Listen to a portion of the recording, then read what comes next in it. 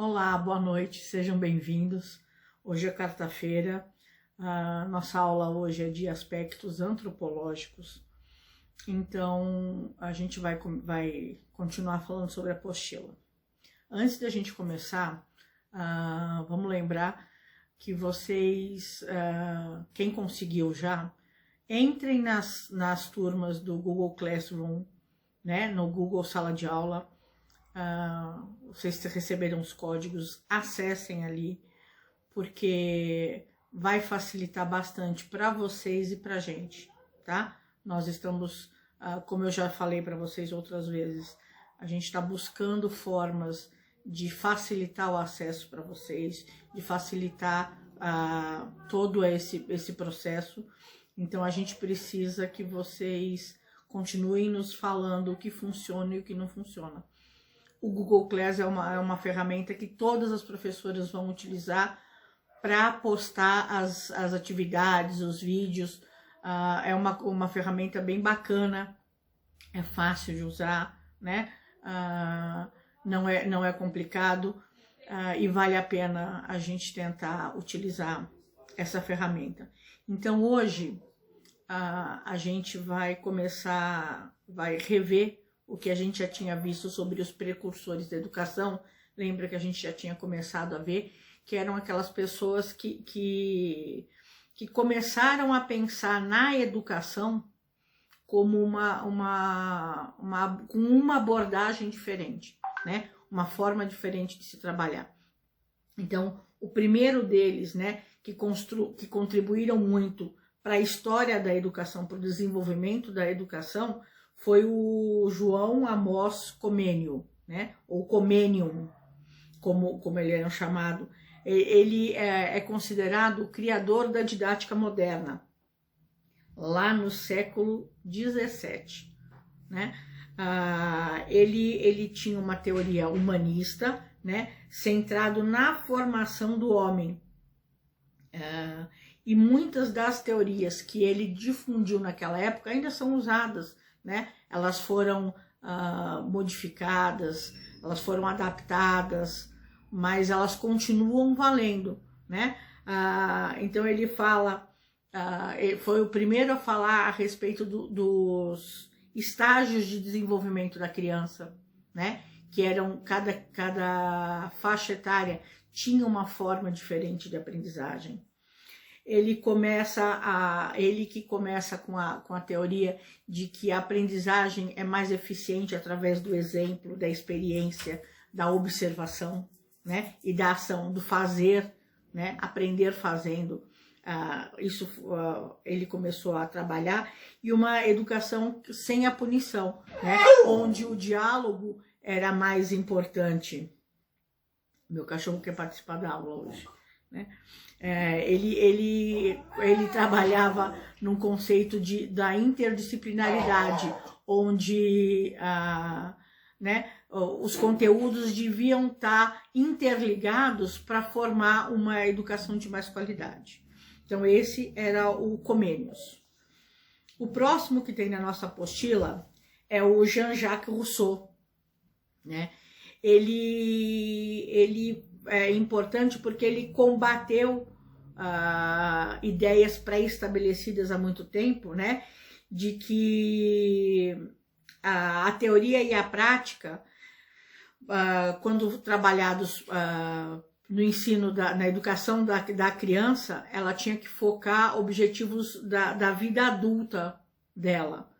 E ele falava que não, que as crianças tinham necessidades diferentes e precisavam de uma atenção diferente para o seu desenvolvimento, né? A criança, ela não podia mais ser entendida como um adulto em miniatura. Lembra que a gente conversou disso semana passada, né? E se ela tinha características próprias, então a educação, ela também tinha que ser diferente, né? Ela não podia ser a mesma educação que você dava para um aluno mais velho, para uma criança, um adolescente ou um adulto, né?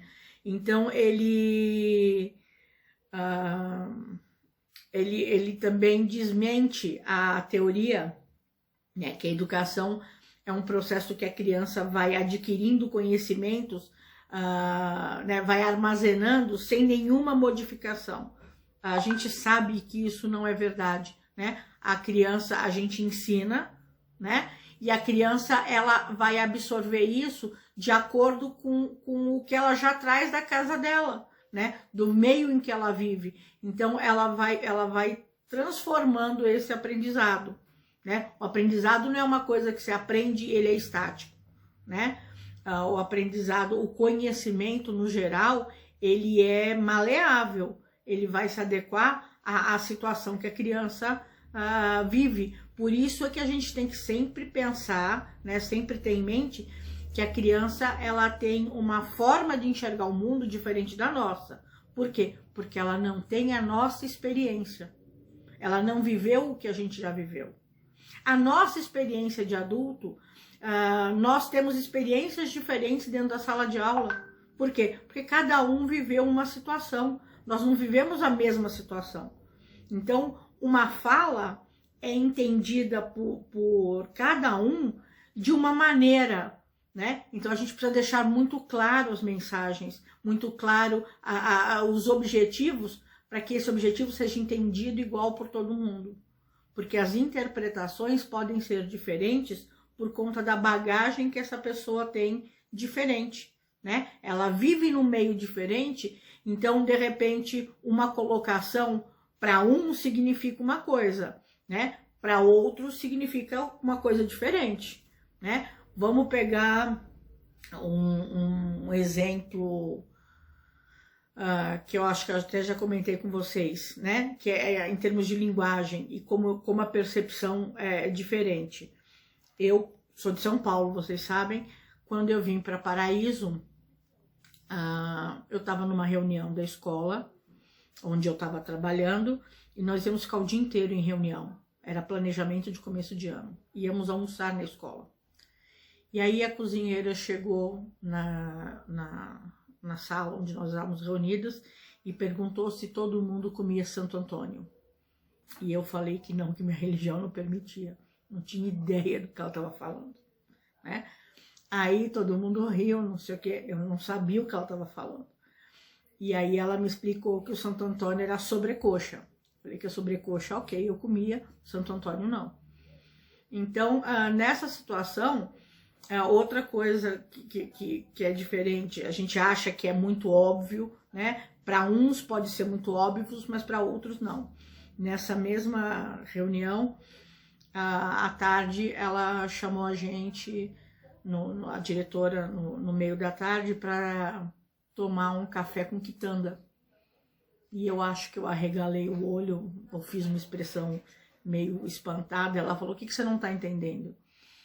E eu expliquei para ela que quitanda em São Paulo é loja que vende fruta e verdura, é o sacolão, né? Então eu não estava conseguindo entender aonde que essas verduras iam combinar com o café da tarde.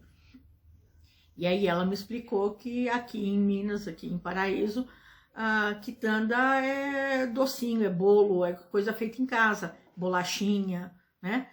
Então a gente precisa ter isso em mente, porque o que para nós é óbvio, para criança às vezes não é. E Rousseau trabalhou muito esse conceito, né? De que a gente precisa ter essa informação clara para a criança conseguir entender o que você quer transmitir. Porque às vezes você fala e ela imagina uma coisa diferente, porque na vida dela, no cotidiano dela, aquilo tem um outro significado, né? Então a gente precisa sempre prestar atenção nisso. Em seguida, a gente tem o Pestalozzi, né? Johann Heinrich Pestalozzi, nome bonito de falar, gostou de falar o nome dele, né? Segundo o Pestalozzi, a criança ela se desenvolve de dentro para fora, né? E ele foi com essa visão, ele contrariava o que se dizia na época, que a criança era uma página em branco e que cabia à escola e aos educadores preenchê-las de conhecimento, né? A gente sabe que isso não é verdade. Cada um já tem uma bagagem cultural quando vem para a escola.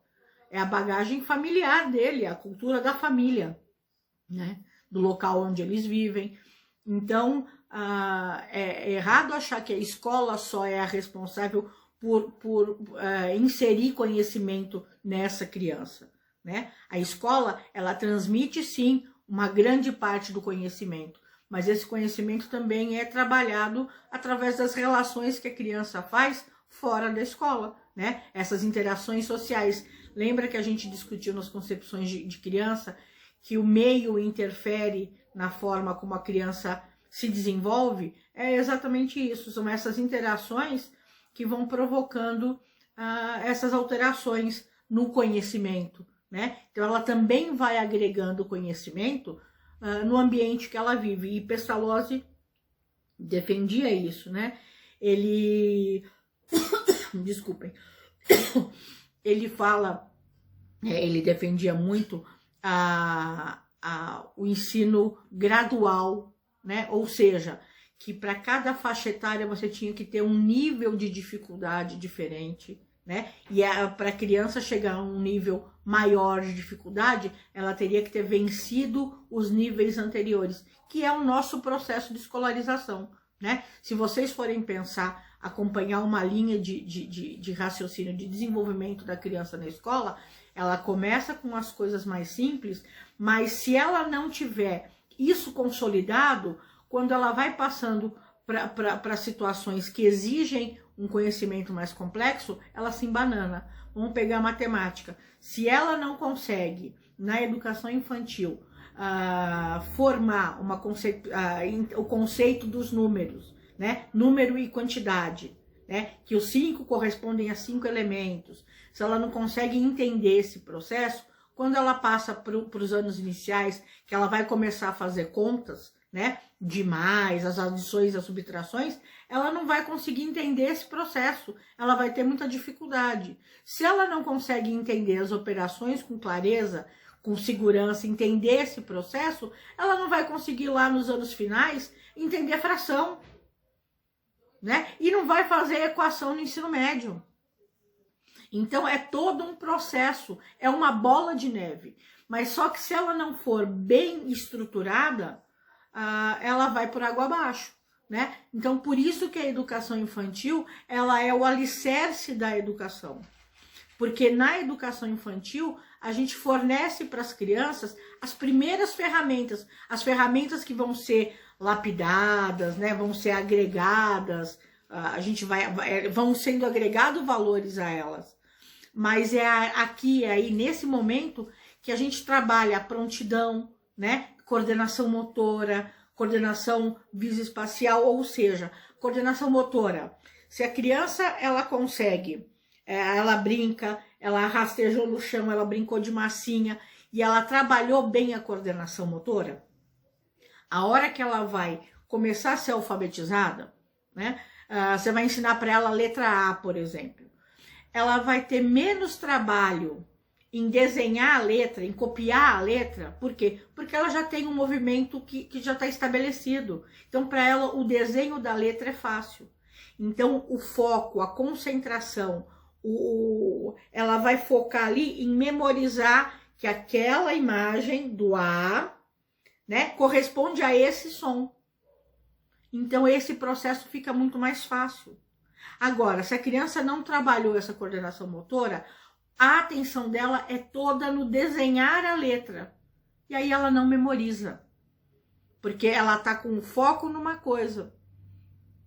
Então, é isso que ele fala, essa graduação. Então, Pestalozzi, lá em torno de entre 1760 e 1800, ele já falava na importância desse estudo graduado de educação, né? Ele também fala sobre a moral e fala sobre acrescentar a música, as artes, né, no contexto escolar, para ampliar a visão do aluno sobre essas questões, né? E ele trabalha muito nessa relação não de hierarquia da escola, mas que a disciplina é uma relação recíproca de respeito entre aluno e professor.